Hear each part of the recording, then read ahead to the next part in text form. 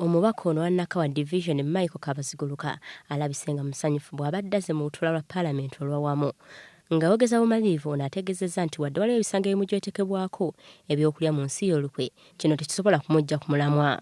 Fuka mulumundi ogusooka nga bwe mukimanyi mbadde mukomera akaseera kawezeeko, naye kirungi nnyo nkomyewo ngenda kuyingira n'olwaleero njogireko ne bannange ntegeere ensonga ki ezibaddewo ze basoboze okukolako, ensonga ki ezigenda okukolebwako nzitegeere bulungi, nange ndyoke ndeete endowooza yange okusinziira ku ebyo abantu b'e Nakawa bye bantumye.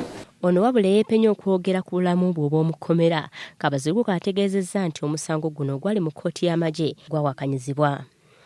Of course ogwo omusango gukyagenda mu maaso, so sijja kwogera bingi nnyo ku musango, naye kyenyinza okubabuulirako kiri nti sikkirizigana na kyakumpozesa mu kkooti y'amagye. Sisuubira nti akakiiko k'amagye ako kalina obumanyirivu obw'okumpozesa oba n'okukozesa emisango ng'ogwo gwe banvunaana.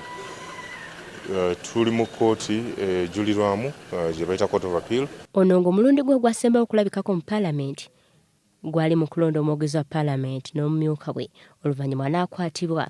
Ono atangaazizza ku nsonga eno.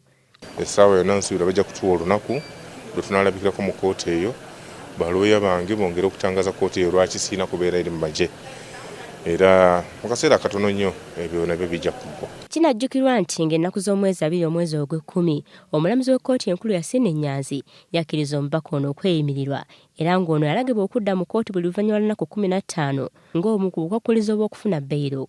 Kabaziguluka nga lwamu n'abalala 5 bavunaanibwa gwakulya mu nsi yaabwe lukwe, era nga bano bawozesebwa mu kkooti y'amagye.